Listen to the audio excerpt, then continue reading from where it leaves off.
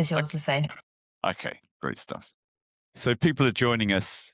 So I'll speak slowly as they're joining us as we go past that 1 o'clock start point. So welcome to the CIPR Midlands and ePress Packs webinar, a collaboration between the CIPR Midlands and ePress Pack. I'm John Gaylor, CIPR Midlands committee member and a director at ePress Pack, and we're a media newsroom and PR software. Today, I'm joined by my fellow CIPR Midlands committee member, Bernie Pegg, and of course, our guest today, Megan White, PR and Public Affairs Manager at Slimming World. Welcome, both of you. Thank you. Yeah. Afternoon. Bernie, you're going to keep us on track and in check with timings and whatnot today. Do you want to kick off with a few words about questions and a bit of background about yourself as well? Absolutely, yeah, thank you. So I'm a CAB director at R&Co Communications. We're a PR agency in Leamington Spa, work across the East and West Midlands.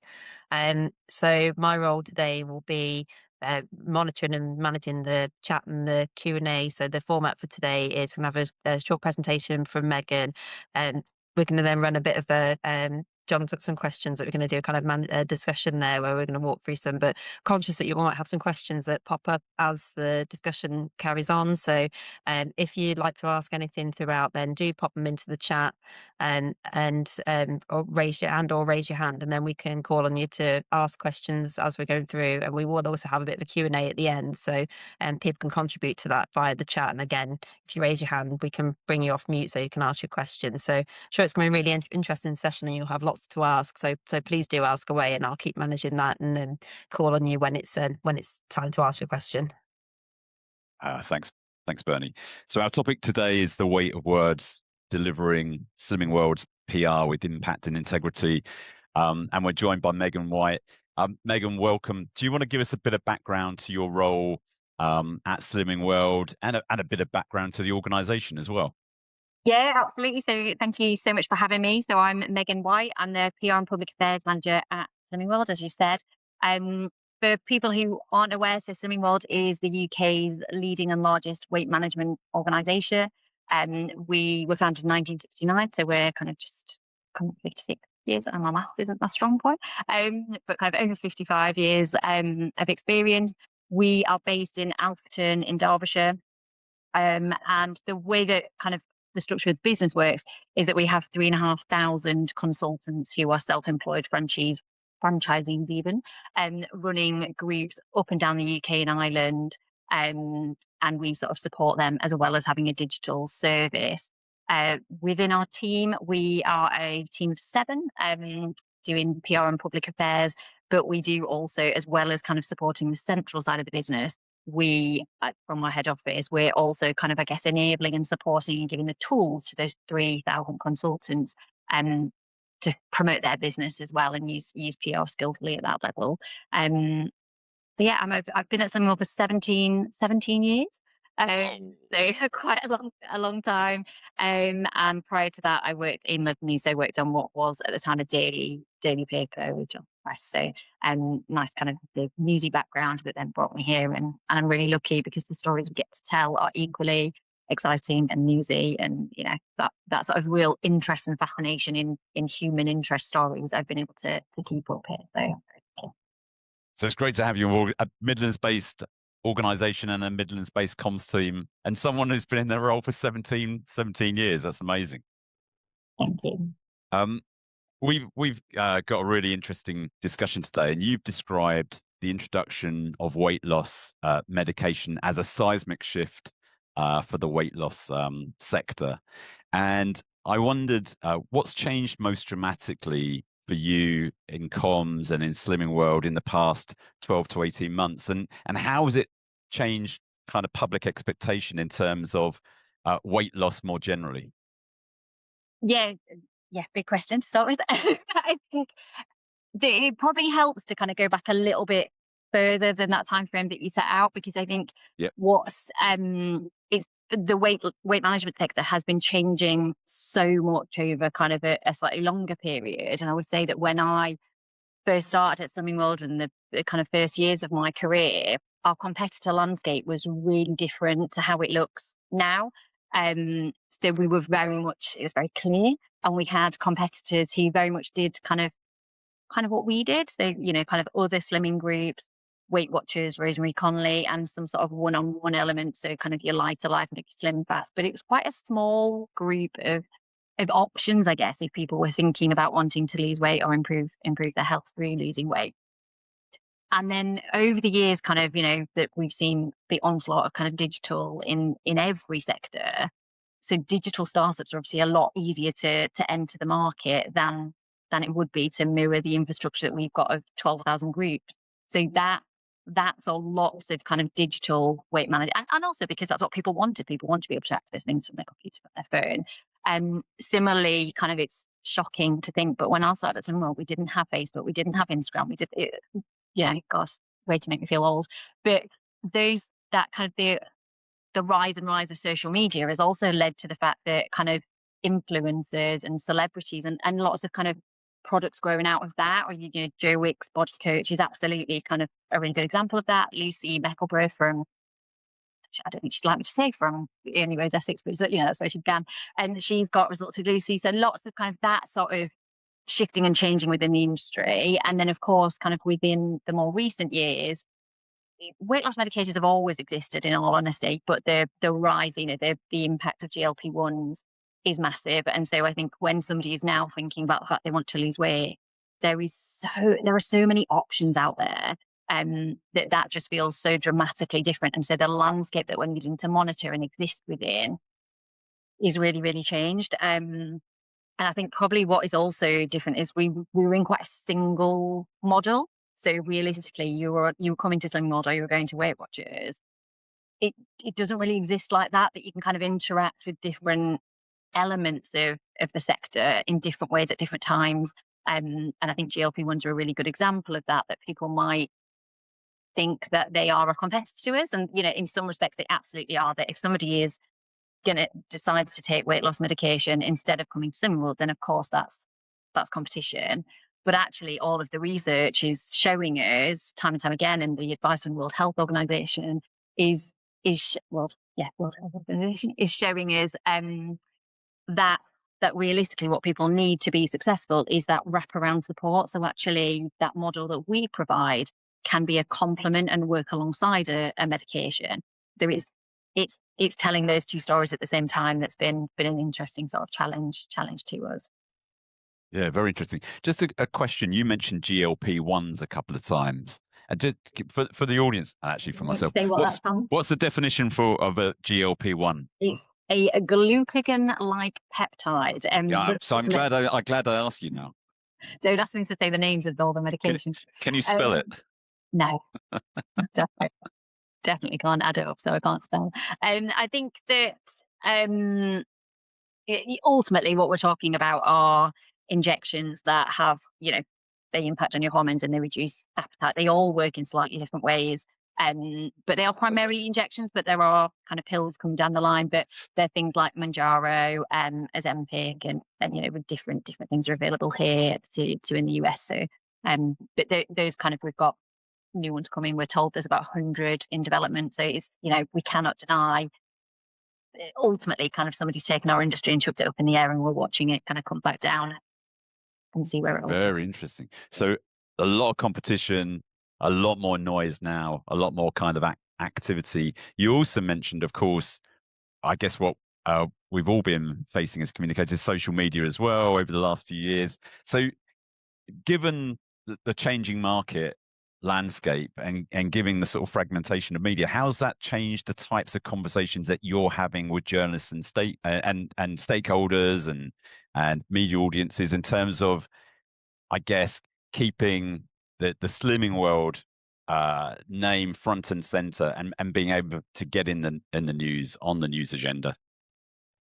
I think it's kind of basis level, and thinking that most, that stakeholders are people too. Everyone, because it is kind of weight loss medications are new, everyone's interested in them. And, journalists, the whole very nature of journalism is that it's new, isn't it? So they're particularly interested. So I think whether it's talking to a journalist, whether it's talking to an MP potentially in the kind of public affairs side of my role, at their core, they're people who were like, oh, what's going on with these? What do you think about these? What's the difference of these making it? And I think that is common, whether it's a journalist, whether it's kind of somebody in more of a political, or if you're just down the pub with your friends. I think people, it's sad, and I like to think that people were sat around in the pub talking about what we were up to at Slimming World before, but I don't think they were. But people are talking about weight loss meds, and so it's kind of infiltrating everything. In the conversations that we're having, I would say it's the thing that people are particularly interested in because it's new, and also because it is a big innovation in the industry. You mentioned about the wraparound support, and I wonder what kind of repositioning that you've had to do as a team, as an organization, via your comms messaging. What have you had to do to kind of keep that differentiation for Slimming World and keep you relevant? Yeah, I guess a few elements there in terms of, in some ways, it's not dramatically different. That we made an absolute decision to kind of to talk about what we do and what we do well, and support has always been that. So our groups have always been built on the fact that being alongside other people, and our online community as well, that being shoulder to shoulder with other people who are going through the same experience and getting that support from somebody running the group who's been there, done that, got the t-shirt because they themselves have lost weight. The long and short of it, if losing weight was easy, we wouldn't have an obesity problem, because if it was as simple as eat less, move more, but it's not, and that's why people need that support. So I think we have always talked about that, and it's about continuing to talk about that in a very consistent way, but doing so in a way that understands the context of the world we're living in, and that being different.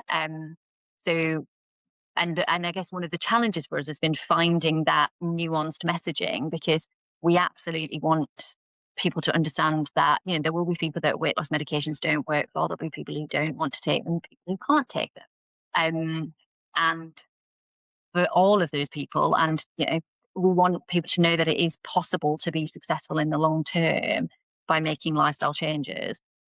However, we also want to make sure that people know that they're not going to be judged at Slimming World, and that actually, if our support is so brilliant, and you do need support when you're taking medication, why would we turn people away and not? It would always be a bit cruel. So kind of making sure that we're telling the story that you don't need to, but that if you do come to Slimming World and you are taking weight loss medications, that you're also welcome, and the support will work for you there. So it's almost these two things running concurrently, and that nuance has been really, really difficult. But well, not so difficult, but kind of is more of a challenge to tell. And I think that's the skill of PR, isn't it? That it's dead easy to tell polarized stories like this is all bad and this is all good. That would be really easy to do, and actually that's what we see within the media, that sometimes one day we will see a story that these medications are going to cure all ills, and then the next day we see a story where they've had devastating effects on somebody.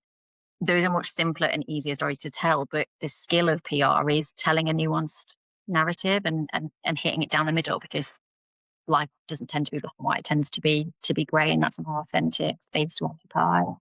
So really, your positioning is to ensure that you're not seen as a competitor to the weight loss medication, but you're there as a support mechanism running alongside. Bit of both, I think. Yeah, and it's about speaking to somebody of where they're at. So if they don't want them, we're there for them. If they are taking them, then we can also be there for them. What's been the sort of most challenging perception to address externally with respect to Slimming World and the kind of market in which you're operating now? I think I think there is a kind of definite sort of perception maybe that that one size fits all, and that medication is good. We've seen that with the government's obesity strategy, that actually there wasn't a lot in it beyond medication. So I think that is a story that we really want to make sure that we're being clear that we're actually, what we think people need is choice.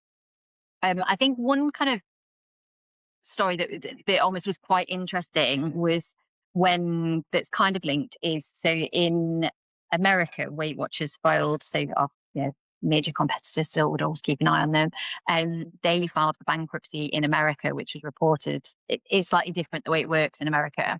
But when that happened, there was a lot of people kind of turning to us, and there was a perception, I guess, that we were going to go the same way, and that actually these slimming drugs are going to see us off, and that And that was a really interesting time because we expected people to come to us and kind of be like, where are you going to? But actually what it did was draw attention to actually the size and scale of us and that we still exist. And I remember a journalist coming to me and kind of saying like, do you know you've got more members than the Church of England? And I was like, yeah, I do. Thank you so much. And so I think like actually being able to take those moments that you might run in one direction and take them in another direction. And we, a member of my team produced a kind of template press release that we equipped our consultants with because we wanted to make sure that they were able to kind of tell that story, because we know that from our insights, some people don't know the difference between us and Weight Watchers. They just know we're a slimming club. That we were clear that we were still there, we were still running in groups, that we were stronger than ever, and that really was one of our most successful kind of local stories of that year. So it was, it was a really good, because the consultants wanted it and wanted to tell that story, but also because it was really timely. So using those moments and taking them in the right direction, I think was really important for us. And what was that headline? More members than the Church of England. Yeah. And there you go. There's a all story. of the political parties as well. There's a headline. Oh, yeah. Yes. You mentioned at the beginning 3,000 consultants, and you were referencing there. Yeah. And that, I guess, reflects your wraparound support and your differentiation. So how important are having that community and real people in shaping your narrative as a brand and as a comms team? Yeah, huge. Do you mean the consultants or the members, or a bit of both, I guess? Well, I guess the consultants that's your wraparound support, and that's they're the people that are running the local. Is that correct?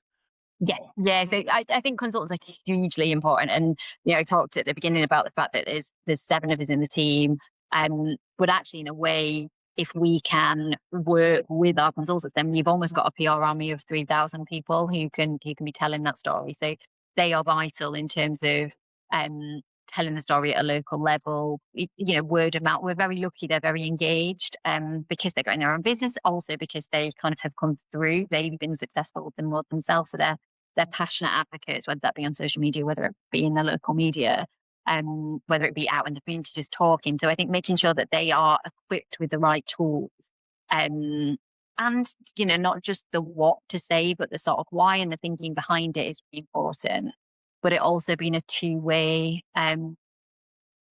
conversation, because they're on the ground, so to speak, and they're with members who are genuinely taking GLP-1s, and it's it can be very easy to kind of look at the news stories and look at maybe some side effects or that kind of thing. But I think when you are with somebody in person and they're telling you about the side effects that they've experienced, some of which are very unpleasant, there's a different level of understanding, and so being able to listen to them and pull that really helps to kind of tell our stories and inform it. So I think that's important. And I think we are very lucky how close we are to real people. And I said at the beginning, kind of human interest is when I worked on a local paper, I loved a diamond wedding. So being able to just talk to real people and kind of was always my thing. And I think we're very close to that in terms of talking to our members and telling their success stories, and whatever you've got, whether it be a data set, whether it be a piece of research, whether it be any of that sort of stuff, actually putting a person's story to bring it to life is always gonna be the best way, and is something we do very successfully. And we saw that recently. We had an event for the 25th anniversary of our Slimming World referral program, and we did a kind of patient panel where 4 patients talked about the experience of having been referred by their GP to a Slimming World group, and what a difference that had made to their lives. And that's something we see as quite, something we do well, and therefore don't always kind of realize how powerful that is. That was the thing that people came up with. Lots of people came away from the day really, really galvanized by, because they're so used to seeing weight losses, at a local council on a spreadsheet. But these stakeholders then had met people, because the difference between somebody telling you I've lost 2 stone to what a difference 2 stone has made to their life is just so different. And I think that's one of the things that definitely fuels us, actually being around members and seeing what a difference it makes is really inspirational. So it all really underpins your authenticity as a brand and your messaging, I guess. those 3,000 consultants are all potential advocates, as you say, and you've got an extended PR and comms team, which is fantastic. But do you worry that there's a risk to always, to having a kind of a distributed, always on network, particularly with social media?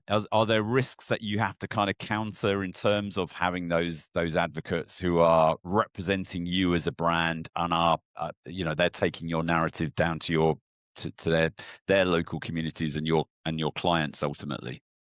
Yeah, I think there probably always is a risk with, the more people you've got talking, the more variety you've got in what they might say. I think the pros outweigh the risks.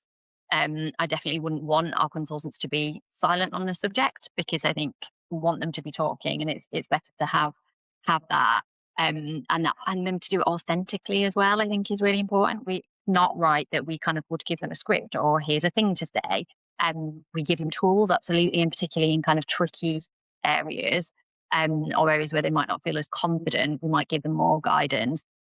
But I think it is important that they are equipped to speak and that we encourage that. What we do though is really have a strong internal comms program that kind of sits along anything that we do. We work quite hard, and we've over the past few years really worked hard to think almost consultants first. So they would be our first audience. So if we've got a title winner, then we'll make sure they know who the title winner is, a bit about their story, that they feel special and valued, I guess, so that they know what's going on internally, so that they can talk about it externally, and they can help us to kind of to turn up the volume on that. But equally, it also kind of means that they are prepared, because I know how I would feel like if I was in a group and I was running a Slimming World group and I represent Slimming World to my members, and somebody asked me about something that was happening at a kind of central level, and I was like, I'm sorry, I don't know what you're talking. I'd feel, I feel frustrated. I'd feel kind of a bit silly. So we want to make sure that they don't feel that way. So yeah, I think getting them, making sure that they feel okay, and I think I might have touched on it before, but kind of it isn't just about the what, but about the why. So they've got that understanding, so they can translate it, put it in their own words. And one of the things that I think is really important is, I've said a few times, our consultants are all recruited from our membership, and they're recruited for the right personal qualities that sort of embody our brand. So sometimes, that old kind of adage of ain't what you say, but it's the way that you say it. So I think that's really important as well, that they, you don't have to get every word perfect, if actually the empathy and the compassion it's delivered with, and that you're thinking about a person. I think that's always really important as well. And they do that really well. I think that's a great kind of takeaway. A really strong internal comms program. I just wonder, in terms of, you mentioned materials and tools, what are the kind of the tools and materials that you're kind of relying on, or which have proved successful in terms of getting your messaging out, and for those consultants to be using? So we do use template press releases quite a lot. We kind of use different ways to equip them, but just in terms of local media, and actually, maybe it's a good thing for us in PR. Not everyone's a writer, so and even with AI, which can help people a long way, actually people do feel quite intimidated about approaching their local media, and quite intimidated about trying to put words on a page. So really giving them both the kind of words on a page that they can maybe personalize, but also giving really practical tips. So we've done a lot of work, and my colleague who's on this webinar actually has done a lot of work in terms of the toolkit that we've got online for our consultants, and that having some really good practical stuff within that. That as PRs we might feel is kind of, God, do we need to say that? But where to put your pictures when you're attaching them, how to structure it, kind of getting in touch with really, stuff that might be bread and butter to us, but actually that's expertise, isn't it? Somebody who doesn't know, you know what you know. Sidebar question: Do you worry about AI and the team using AI, and that kind of screwing up some of the approach that you want to take? Not really, no. I'm trying to actively encourage AI, in all honesty, because I think it can really help us. What we have as a bit of a policy here at Summerworld is we call it human first, human last. And I don't know if we've stolen that from someone else. So if we have, what's the disclaimer? So the idea, and that's something I really champion, that kind of like think about your prompts and get your prompts right, and have, really make sure that you're doing that, and that the thinking is happening here, not on the computer. And then check it and sense check it and make sure it works for the real world, and make it sound like you, and adjust it. So we've done quite a bit of kind of training around that internally and work on that internally, because it can be why not embrace it? But but it's only as good as you are. So I think that's really important. And I guess that then follows through to making sure that our consultants are using it in that way. But Bernie.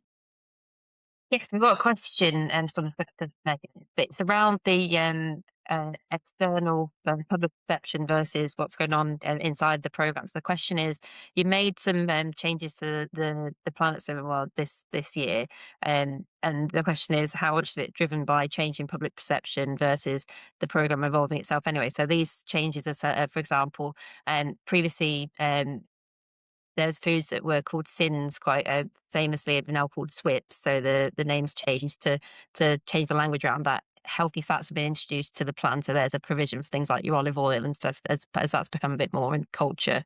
And there's been some kind of points of the plan that have been a bit debated in the past, like whether you can mash a banana or not. And so how much of that is coming from like what's been saying in the kind of like the world at large about different, because there's so many plans and things that people follow now, and I guess that's giving rise to some of these questions, isn't it?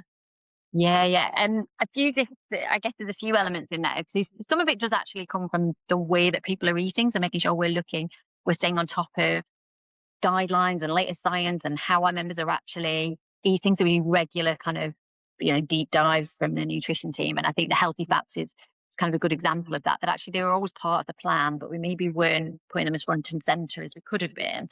Because you had to at the time. Didn't them. That would not be called that now. So it was really about kind of trying to nudge things and show people actually these are absolutely fine to eat. So that kind of is more reflective in terms of so we changed the word for kind of high fat, high density energy foods. Those things like chocolate, crisps, glass of wine, that sort of same drinks as well. From what were originally called SYNS, SYNS, to SWIPs, which stands for Summerworld's Individual Picks. We did that this January, but it was we probably announced it a little bit ahead of time. So I think we announced it in the September time. It was probably a long time, but we got a lot of criticism for SYNS. And really we've been talking a lot about actually because the SYNS always stood for synergy. So it's all about the kind of balance of the plan. And actually our members really didn't have much issue with it, but externally it got a lot of attention, a lot of negativity in terms of labeling foods as good and bad. And when you look back, actually, it stood for synergy more latterly, but previously we had a plan back when Summerworld was first founded called Syn a Day Diet. So it did have an eye in it at one point, and it was supposed to be at the time kind of sticking two fingers up to the diet world that said you can't eat this, you can't eat that. And it was a bit of fun. But times changed, don't they? And what was a bit of fun and what was a joke then wasn't appropriate. And I think one of the kind of really convincing arguments for us was actually we never meant for people to feel bad about food, but it was distracting people from our ethos. And if enough people, whatever the intent of your words, if enough people understand it in a certain way, you've got to hold your hands up and say, we don't want to make you feel that way. And so that was absolutely about us kind of, existing in a world that was listening to people and saying, okay, this isn't working for people. And we need people to understand that we're listening. So that, yeah, but interestingly, it wasn't necessarily to our members. It was more that external environment and feeling, I was talking to a colleague about it earlier, actually, that our kind of 55 years experience is a massive asset. We've got so much. But sometimes it as a result of shouting about the fact that you're 55 years old makes you sound a bit old. So we do, we have to be really careful in that sense. Not that 55 is old by any stretch, but kind of, but in terms of when there are kind of young companies around. Thank you. You mentioned in preparation for this webinar, you mentioned sometimes there's a bit of tension between the media language and how they want to describe weight loss and services like Slimming World and healthcare language. So how do you navigate that in practice? Yeah, I think we would so kind of we were talking about the fact that kind of in healthcare professionals, or if you talk or kind of in a public affairs space, then kind of terms might be more medicalized, might be more kind of sensitive. I think person first language is very well understood within that sort of space.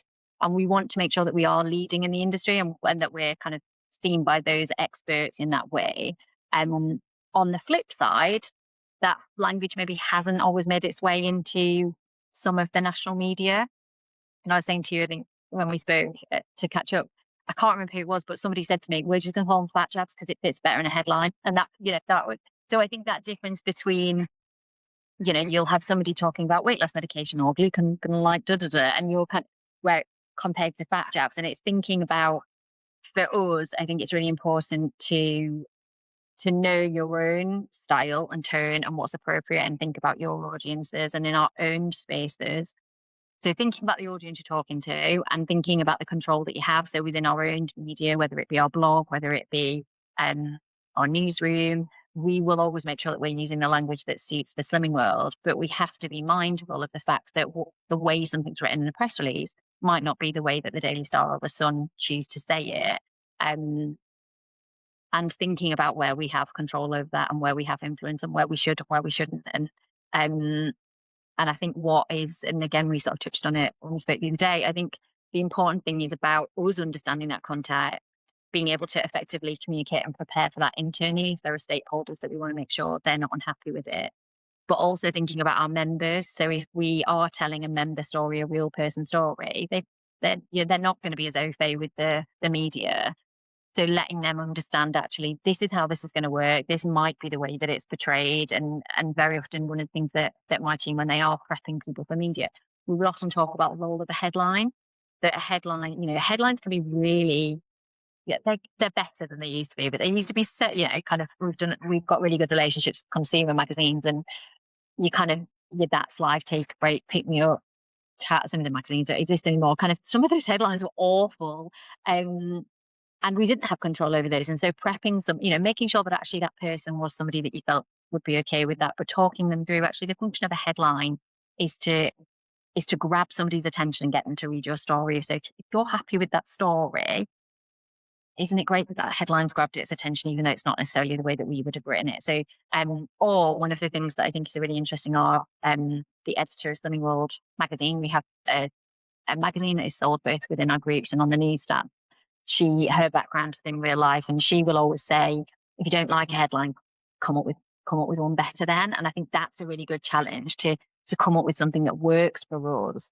And I think that applies in any sense, that if you can come up with a good enough, whether it be a headline, whether it be a top line of a story that's going to be better or as good as one that a journalist can find that you might not be happy with, then that's where your creativity can really come into play. Like if a lazy way to tell the story is, they broke a bed or they broke a bench or something like that, you come up with a better line that also suits you and suits that person, and that's the skill. Do you ever have control, or do you push back on maybe terms like whether it's obesity crisis or battling weights, the terms that you wouldn't typically use? Do you have control of how the newspaper or an article will treat a Slimming World story, or do you have to kind of give it, it's the Sun or the Star or whatever it might be, the Daily Mail, that's how they're going to interpret it and it's their story? I think it's important, within earned media that they do have that control. Otherwise, people see right through it now, don't they? And I think that's where PR is really having its moment, that people do spot an advert a mile off. What we would do, so within some of those spaces, like I say, within our own spaces, we've got that more control. One of the things that we've often, I think, consumer is my background, so using that example in terms of those consumer magazines, we will often ask for a read back, and that extends to maybe some of the feature elements of a newspaper.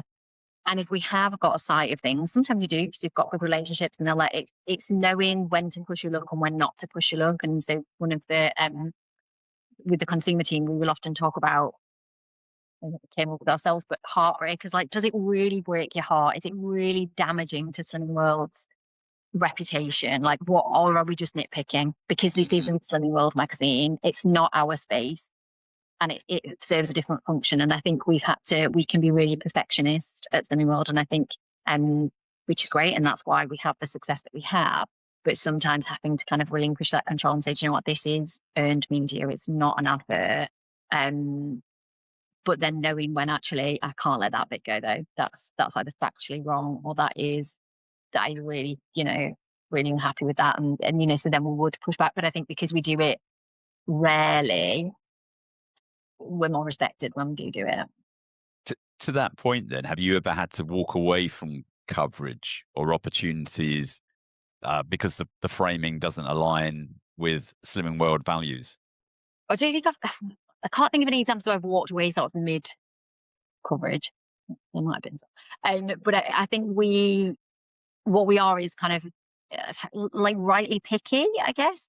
So, there are lots of stories that you could maybe be part of, but it's important that they're going to be able to, I guess we would always have a bit of a test. Like, is it going to do, and we want to be flexible and want to, be nimble in the moment. There might be a story that you weren't planning to do this morning, but it's a great opportunity, so let's go with it. And that's, it's not about always being proactive.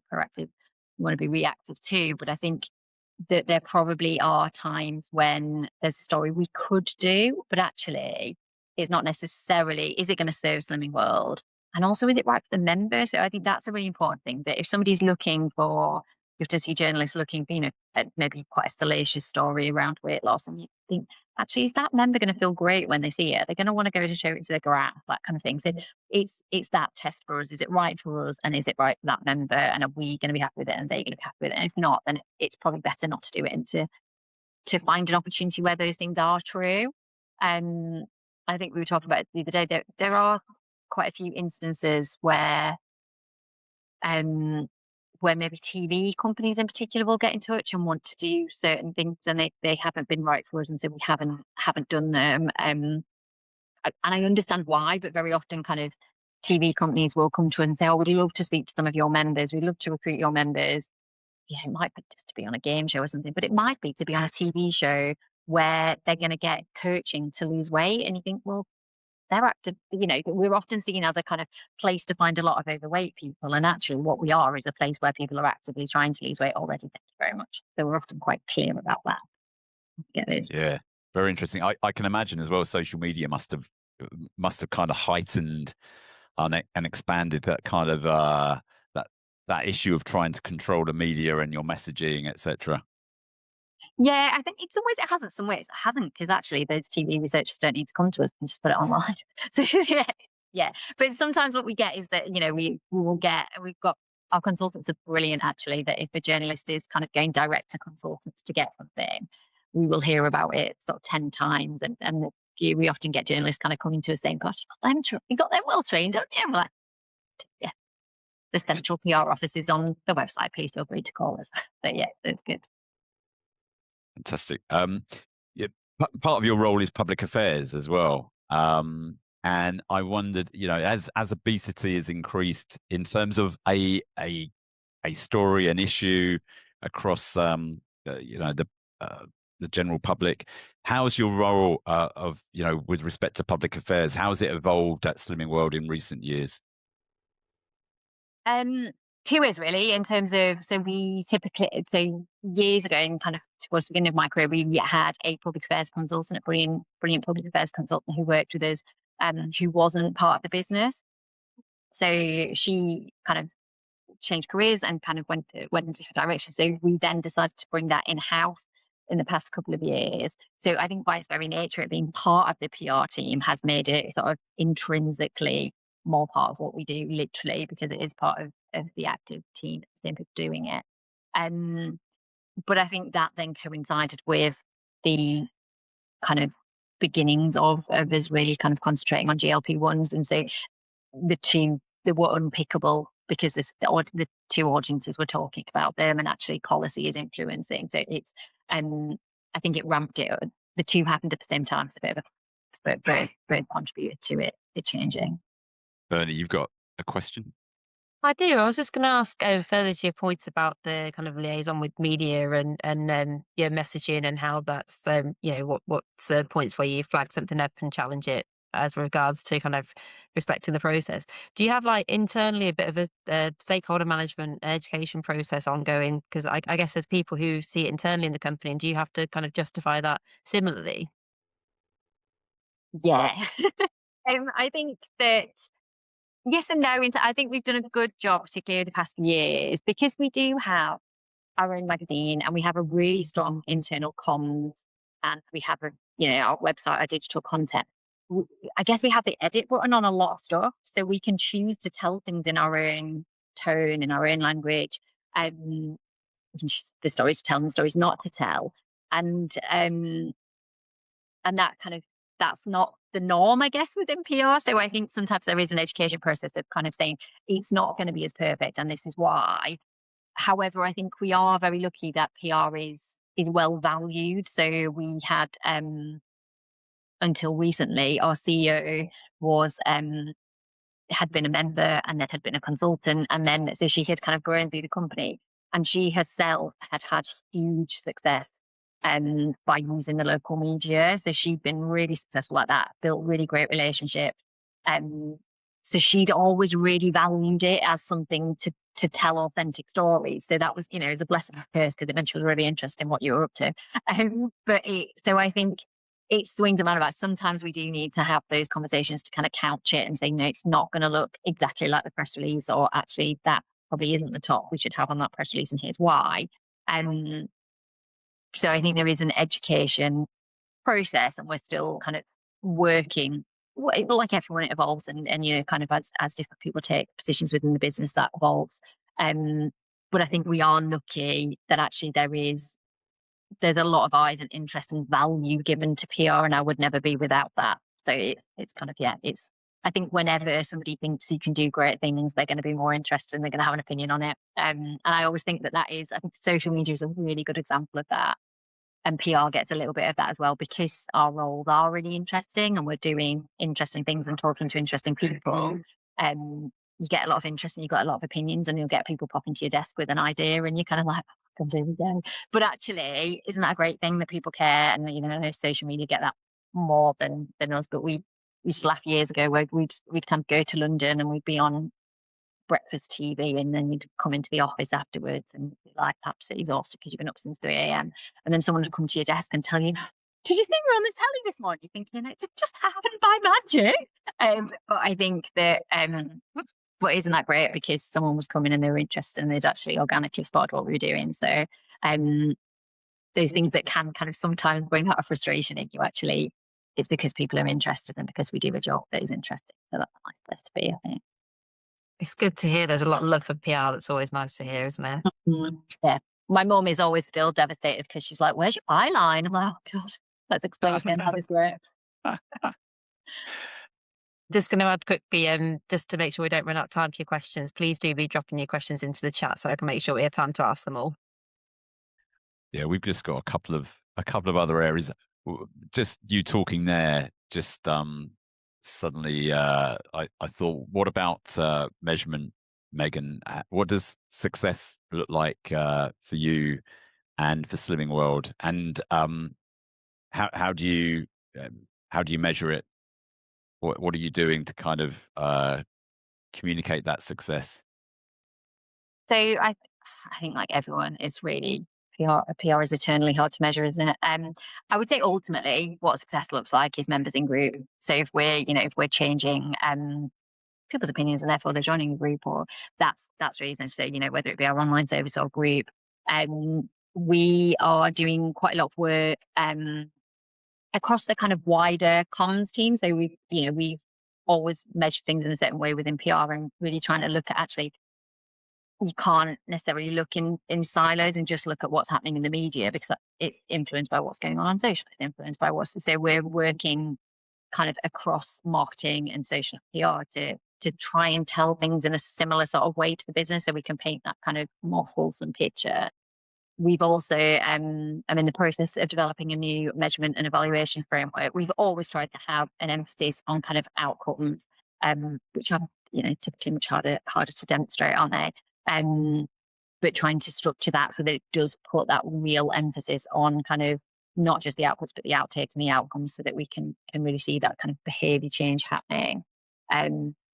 And I think that's important. And one of the things that our marketing team measure and getting access to the same things as them is around buzz and what is the conversation around us, because we've always talked, historically, we would often talk about our desire to grow membership, but also to change the face of slimming in the UK. And while that's not necessarily exactly how we cut it as objectives nowadays, I think ultimately at the core, they're at the heart of the kind of new objectives that we've got. That it is about the fact that, of course, we want to kind of grow as a business and to help people to lose weight and to keep it off, but we also want to change perceptions. And you talked earlier, Vinny, you mentioned mashed bananas.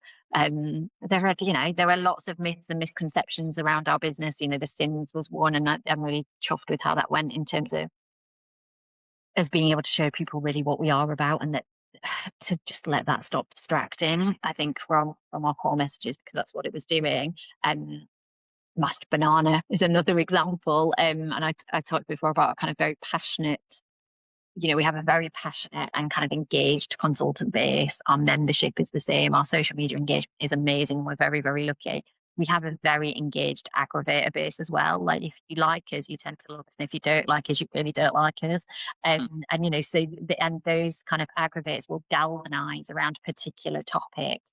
And so one of the things that we're working to do is to, rather than fuel the fire and go back to these people and try and win in a conversation and in a space where actually these people, they're never going to agree with you, is to earn the narrative. So to go out there and say, this, you might have heard people talking about mashed banana, for God's sakes, and here's the science behind it, and here's why we do what we do. And I think that's something we did really well as a full comms suite. So kind of, it was on social, it was in the own space, we put some paid behind it, we had some good media coverage for it, and we got our consultants talking about it as well. So we kind of used the typical PR peso model, but we've added our consultants into that mix as another kind of way of reaching people. So that was a really concerted, joined up piece of activity that really has silenced that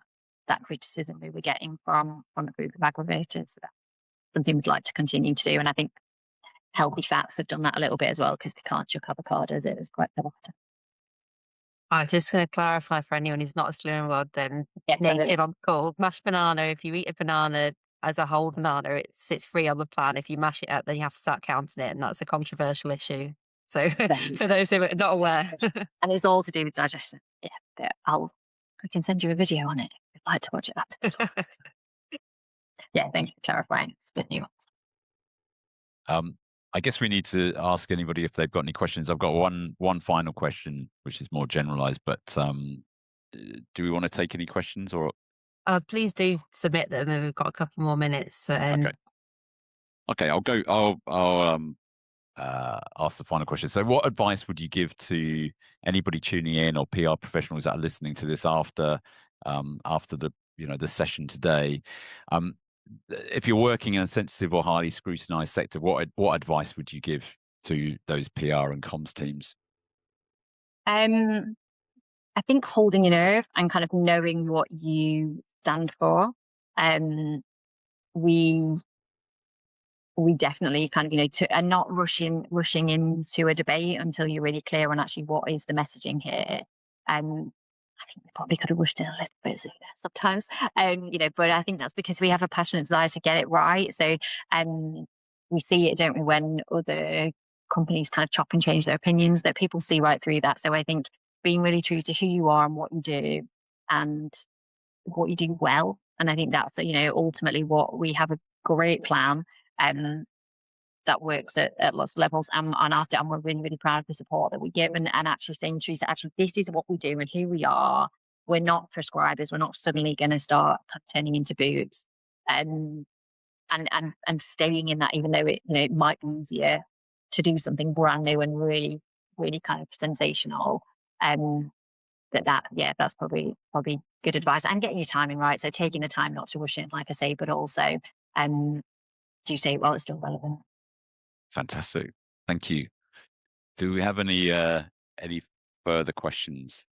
I was just going to ask real quickly, if that's okay. So you mentioned about dealing with the journalists and their love of the phrase "fat jabs" for various reasons, for brevity, etc. But it sounds like they're as kind of curious about them as anybody else. So it's like a new thing. So are they asking you questions, and is that kind of part of your back and forth with journalists? Yeah, I think, like I said, they're people too, so they're interested in the new things that are going on. I think it's always good to look, classic kind of PR example, but look at what they've written before, because very often weight loss jabs are a really kind of polarizing topic. Some people will have very strong views on them, and we've seen that in all the research we've done and research that other people have done. They will range from these the best things in sliced bread through to you're cheating if you use them, and so knowing where a journalist is, we know they're kind of objective, but they're also, people will carry their own views and thoughts, and so doing a bit of research into actually where might they be coming from with this is always really helpful. And yeah, just exploring that kind of, I think one of the interesting things to do is often to look to America and see actually what the trend's been in the media there, because these were available before then. So actually the kind of stories that are starting to come out in America, which are much more around maintenance and that sort of thing, because they've had them for longer, we can see them starting to filter through into the UK media. So that's often a good thing to do as well. We do have a further question as well. Are there any learnings that you could share from that decision not to challenge the aggregator but take your own approach? Is there anything you do differently in the future? I don't think so. I think the challenge, I think I'd have done it sooner.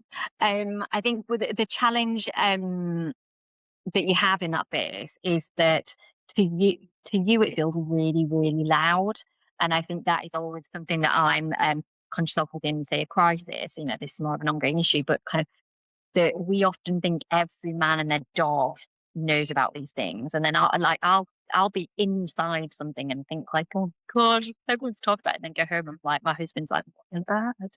I haven't seen anything.